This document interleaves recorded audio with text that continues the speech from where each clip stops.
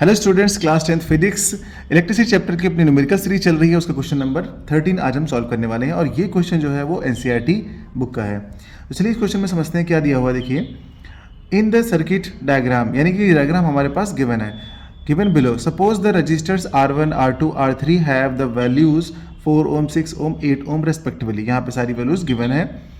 Which have been connected to a battery of 12 ohm, यानी कि इसकी बैटरी जो है वो 12 ओम की है। कैलकुलेट करना है हमको करंट थ्रू ईच रजिस्टर, यानी कि जो आपके रजिस्टेंस दिए हैं डिफरेंट उन सभी रजिस्टर में अलग अलग कितनी कितनी करंट फ्लो हो रही है, ये हम लोग को फाइंड करना है। यहाँ पे देखिए फिगर में दिया हुआ है I1, I2 और I3, यानी कि सब में सेपरेट इंडिविजुअली सब में फाइंड करना है कि करंट कितनी फ्लो हो रही है। सेकेंड फाइंड करना है total current in the circuit, फिर फाइंड करना है कि टोटल करंट कितनी हो जा रही है। पहले हम इंडिविजुअली फाइंड कर लेंगे, फिर सबको ऐड कर देंगे तो टोटल मिल जाएगी। ओके, फिर सी पार्ट में पूछा गया है टोटल सर्किट रजिस्टेंस, यानी कि इसमें टोटल रजिस्टेंस कितना है। तो रजिस्टेंस यहाँ पर आप देख पा रहे हैं कि ये जो रजिस्टेंस है ना, ये पैरेलल कॉम्बिनेशन में कनेक्टेड है, तो पैरेलल रजिस्टेंस हम निकाल लेंगे। तो चलिए स्टार्ट करते हैं इसका सोल्यूशन। सबसे पहले हम निकालेंगे the current through each resistor, यानी कि हमारे ए जो है ना, ये ए है, पर ए का हम फर्स्ट पार्ट निकालते हैं और इसमें निकालते हैं अपनी करंट I1 के लिए हम लिख लेंगे यहाँ पर। देखिए हमारे पास यहाँ पे सबसे पहले हमने लिख लिया है the current through each resistor. तो यहाँ पर पहला पार्ट हमारा ए है, तो ए का हम फर्स्ट पार्ट करने वाले हैं। क्यों? क्योंकि यहाँ पर I1, I2, I3 हमें 3 बार करंट निकालना है। एक बार निकालना है R1 के रिस्पेक्ट में, एक बार R2 और एक बार R3 के रिस्पेक्ट में। तो हम यहाँ पर लिख लिया calculation of current I1 through 4 ohm register. तो अगर 4 ओम रजिस्टर के लिए निकालते हैं यहाँ पे करंट, तो हमारी कितनी आएगी अकॉर्डिंग टू ओम्स लॉ। हम सभी को पता है कि ओम्स लॉ क्या होता है, तो हम यहाँ पे लिख लेंगे according to ohm's law. Ohm's law क्या होता है बच्चों? सभी लोगों को पता है कि ओम्स लॉ क्या होता है। ये होता है आपका V is equals to IR।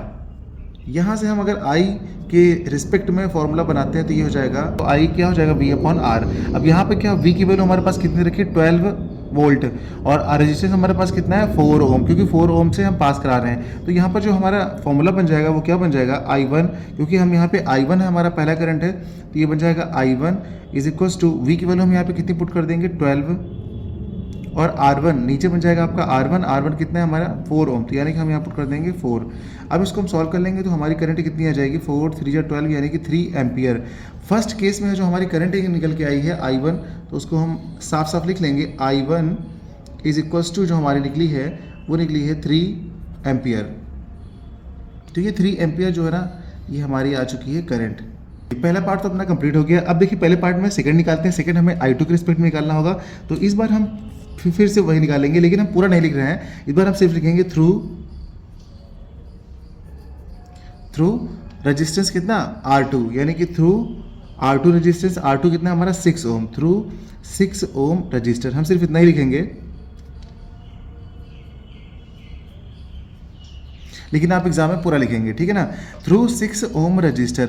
अगर 6 ओम रजिस्टर में हम I की वैल्यू फाइंड करेंगे, I2 की वैल्यू, तो हमारे पास क्या फॉर्मूला बनेगा, देखिए I2 इज इक्वल्स टू हमारे पास यहाँ फॉर्मूला बन जाएगा V/R2, ये फॉर्मूला बन जाएगा। अब यहाँ पर क्या करेंगे, हम वैल्यूज़ को पुट करेंगे, तो ये हो जाएगा अपना I2 is equals to V की वैल्यू तो आपकी 12 रहेगी, और R2 हमारा कितना है, ये 6 ओम है, तो यहाँ पर रखेंगे 6। इसको हम सॉल्व करेंगे तो हमारा आ जाएगा 2 एम्पियर। यानी कि हम लोगों ने यहाँ पे I की वैल्यू फाइंड कर ली है, I2 is equals to 2 ampere.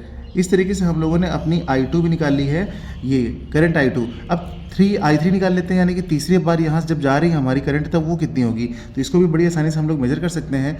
अब आप लोगों को समझ में आने लगा होगा किस तरीके से हम लोग यहाँ पर करंट को मेजर कर रहे हैं। थर्ड पार्ट में हम निकाल लेंगे, यहाँ पे लिख देंगे। इस बार क्या लिखेंगे हम लोग, थ्रू जो हमारी कैलकुलेशन है करंट का, उसको कर रहे हैं थ्रू R3 के। R3 कितना हमारा 8 ओम, थ्रू 8 ओम रजिस्टर,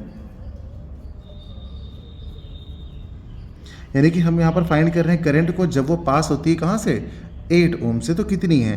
तो यहाँ पे हमारा फॉर्मूला बन जाएगा according to ohm's law I3 is equals to V/। अगर एक बार आप ऊपर लिख देते हैं ओम्स लॉ के अकॉर्डिंग और अच्छे से दिखा देते हैं, तो बार बार आपको लिखने की जरूरत नहीं पड़ेगी, अगर उसी क्वेश्चन का पार्ट है तब। तो आप लिख देंगे यहाँ पे I3 इक्वल टू V/R3, और यहाँ से फिर से हम पुट करेंगे वैल्यूज़, यहाँ पे V की वैल्यू कितनी है हमारे पास 12 वोल्ट है, वो तो सबके लिए सेम रहेगी। और R3 इस बार 8 है, तो यहाँ पर हम 8 पुट कर देंगे। इसको सॉल्व करेंगे अगर हम, तो हो जाएगा हमारा 4 3 जा 12 और 4 2 जा 8। इसको भी सॉल्व करेंगे तो 1.5 आ जाएगा। यह है 1.5 एम्पियर की वैल्यू आ गई यहाँ पर। तो I3 हमारे पास कितना हो गया है, I3 इज इक्वल टू हो गया है 1.5 एम्पियर। ये हमारा I1 I2 और I3 निकल आया है थ्रू रेजिस्टेंस R1 R2 और R3 के। तो ये हमारी करंट जो निकला, यानी कि अब हमारा ए वाला पार्ट जो है वो कंप्लीट हो गया है। यहाँ पर देख पा रहे होंगे आप लोग बच्चों। अब हमको करना है सेकंड पार्ट, यानी कि बी पार्ट का सोल्यूशन करते हैं हम लोग। तो बी पार्ट में देखिए क्या पूछा गया है, बी में पूछा गया total current in the circuit. अगर हम टोटल करंट निकालेंगे तो टोटल करंट को हम आई से रिप्रेजेंट कर रहे हैं। चलिए पहले लिख लेते हैं अच्छा थोड़ा सा, टोटल करंट। टोटल करंट का मतलब है कि हमने इसको I से इंडिकेट किया है, ठीक है। अगर हम यहाँ पर निकालते हैं I इज इक्वल टू हो जाएगा I1 plus I2 plus I3, क्योंकि ये I1 I2 I3 जो है ना यहाँ से सब डिफरेंट पाथ पे जा रही है, और सबको ऐड कर देंगे तो टोटल करंट हमारी आ जाएगी। तो यहाँ पर हम वैल्यूज़ को पुट करते हैं। तो यहाँ पर I1 की वैल्यू कितनी आई थी हमारी 3 एम्पियर, तो यहाँ लिख देंगे हम 3 प्लस I2 कितना निकला था हमारा 2 एम्पियर, तो हम लिख देंगे 2। उसके बाद हमारा I3 कितना निकला था 1.5, तो हम लिख देंगे यहाँ पर 1.5। अब सभी वैल्यूज़ को ऐड कर देंगे 3 2 5 1 6 6.5, यानी कि हमारी टोटल करंट जो आ रही है 6.5 एम्पियर आ रही है। एम्पियर की यूनिट है, लिखना मत भूलिएगा। अच्छा, इस तरीके से हम लोगों ने सेकंड पार्ट भी कर लिया। देखिए कितना आसान था, ये तो तुरंत हो गया। अब हम देखते हैं कि हमारा जो थर्ड पार्ट है यानी कि सी है, उसमें क्या पूछा गया।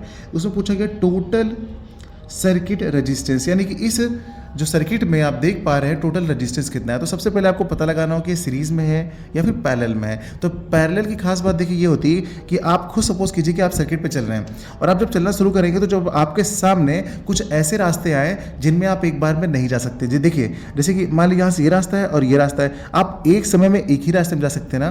तो जब ऐसा केस है कि आप एक समय में सिर्फ एक ही रास्ते में जा सकते हैं और पूरा कवर नहीं कर पाएंगे, तो वहाँ पर आपका होता है पैरेलल। और मान लीजिए सब आगे होते हैं, मान लीजिए आप यहाँ से निकल लेते हैं और आगे जाते ये सब आगे लगे होते हैं ऐसे करके, तो वो सीरीज़ में होता है। लेकिन जहाँ से 2-3 बार रास्ते कटे होते हैं ना, वो हमेशा क्या होते हैं, पैरेलल वाले होते हैं। ये पहचान होती है सिंपल सी। अभी हम क्वेश्चन करना स्टार्ट किए हैं इसके, और इसके क्वेश्चन हम हर टाइप के क्वेश्चन हम लोग करेंगे यहाँ पे।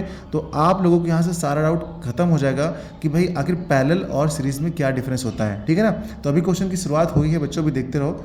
सी वाला जो है अपना, इसमें टोटल रेजिस्टेंस निकालते हैं। तो यहाँ पर हम लिखेंगे 1/R और P से दिखा देते हैं। P का मतलब होता है पैरेलल में रेजिस्टेंस आपका करेक्ट है। और कितने रेजिस्टेंस हमारे पास जितने हैं ना, उनको लिख देते हैं R1 plus 1/R2 plus 1/R3, और अगर होते तो उनको और भी हम ऐड करके लिख लेते हैं। अब यहाँ पर क्या करेंगे, हम इसकी वैल्यूज़ को पुट कर देते हैं, ठीक है ना। चलिए अब इसकी वैल्यू को हम यहाँ पे पुट कर देते हैं। तो हमारा क्या हो जाएगा 1/RP, ये तो ऐसे ही रहेगा। और 1/R1 का मतलब है 1/4, क्योंकि R1 की वैल्यू कितनी है 4 है, तो यहाँ पर लिखेंगे 1/4। 1/R2, R2 की वैल्यू कितनी है 6 है। 1/R3, R3 की वैल्यू कितनी है 8 है। अब हमने इसको लिख लिया है। अब इसका ले लेंगे हम लोग एलसीएम लेंगे तो कितना आ जाएगा, देखिए 8 6 और 4, इन सब का अगर हम एलसीएम लेते हैं तो हमारा एलसीएम आ जाएगा 24। अगर हम इसको 24 एलसीएम ले लेते हैं और ऊपर देखते हैं यहाँ से, तो ये हो जाएगा 4 6 जा, तो यहाँ 6 आएगा, प्लस 6 4 जा, तो यहाँ 4 आएगा, और 8 3 जा 24, तो यहाँ 3 आ जाएगा। और यहाँ पर जब इसको ऐड करेंगे तो 6 4 जा 10 और 3 11, यानी ऊपर 11 आ जाएगा और नीचे आ जाएगा 24। ये है आपकी 1/RP की वैल्यू। अगर यहाँ से देखते हैं हम, चलिए यहाँ से लिख लेते हैं इसको, ठीक है। तो यहाँ से हम देख पा रहे हैं कि 1/RP इज इक्वल्स टू आया हमारे पास 11/24। अब अगर इसको हम रेसिप्रोकल कर देते हैं तो यहाँ पे RP ऊपर हो जाएगा और नीचे 1 हो जाएगा। चलिए लिख के दिखा देते हैं आपको, और यहाँ पे हो जाएगा 24/11। तो यानी कि यहाँ से हमारे पास जो RP की वैल्यू आ गई है, यानी रेजिस्टेंस की वैल्यू आ रही है, वो हमारे पास कितनी हो जा रही है। देखिए इसको साफ साफ लिख लेते हैं, RP इज इक्वल्स टू हो जाएगा 24/11। तो ये हम, अरे यार देखो क्या हो रहा है, देख रहे हो दिमाग कितना चल रहा है। यानी कि यहाँ वो 6 4 10 और 3 13 हो रहा था ना हमारा, उसके बाद बोले में 13 होगा, लेकिन 11 लिख रहे हैं। आप देख रहे हैं आप कितना आ जाएगा, 6 4 10 और 3 कितना हो जाएगा, ये हो जाएगा आपका 13। तो 13 का 13 लिखते हैं, गलती से देखिए 11 चला जा रहा है यहाँ पे। अब क्या होगा, इसका हम लोगों ने रेसिप्रोकल कर दिया, तो हमारे पास यहाँ पे क्या हो जाएगा 13 नीचे हो जाएगा बस। उसके बाद क्या करेंगे, यहाँ पर देखिए इसको हमने लिख लिया है और यहाँ पर हमको डिवाइड करना पड़ेगा। तो ये हमारी वैल्यू आ गई है, यानी कि RP की वैल्यू हमारे पास आ गई है, कुल कितनी आ गई है 24/13 आ चुकी है। अब इसको अगर हम डिवाइड करते हैं तो हमारे पास कितनी वैल्यू आएगी डिवाइड करने के बाद? तो पहले तो जाएगा 1 टाइम्स में जाएगा, ठीक है ना, और 8 और 5 अगर इसको हम डिवाइड करेंगे तो इतना आएगा, ठीक। और यही होगी हमारी पैरेलल में टोटल रेजिस्टेंस की वैल्यू 1.85 ओम। ये हो गया अपना फाइनल आंसर, ठीक है। और एक हमारे पास ये आया था टोटल करंट वाला आंसर। तो इस तरीके से हम लोगों ने अपने सारे जो पार्ट्स में पूछे गए थे क्वेश्चन में वो फाइंड कर लिए हैं। तो ये क्वेश्चन काफ़ी आसान था, बस ये है कि इसमें काफ़ी चीज़ें पूछी गई थी इसलिए थोड़ा सा लेंदी हो गया, अदरवाइज क्वेश्चन बहुत ज़्यादा इजी है। और ये क्वेश्चन अगर आप एग्जाम में आते हैं तो आपको बहुत अच्छे मार्क्स मिलेंगे बच्चों। हम आपके लिए देखिए हर एक टाइप का क्वेश्चन लेकर आ रहे हैं, और जब तक के लेकर आएंगे जब तक कि सारे क्वेश्चन खत्म नहीं हो जाएंगे। और उसके बाद आपका इलेक्ट्रिसिटी चैप्टर से कोई भी क्वेश्चन नहीं छूटेगा, यानी आपके 5 से 7 नंबर जो है वो कंफर्म हो जाएंगे बच्चों। बस जिस तरह हम आपके लिए मेहनत कर रहे हैं, थोड़ा सा सपोर्ट आप भी हमको कीजिए। अगर आप थोड़ा सा कमेंट लिखते हैं या फिर लाइक करते हैं हमारे वीडियो को, तो हम लोग को भी थोड़ा सा मोटिवेशन मिलता है कि भाई हम काम कर रहे हैं आपके लिए, तो आप भी हमारे लिए थोड़ा सा सपोर्ट कर ही सकते हैं बच्चों। तो चलिए मिलते हैं अगली क्लास में अगले क्वेश्चन के साथ।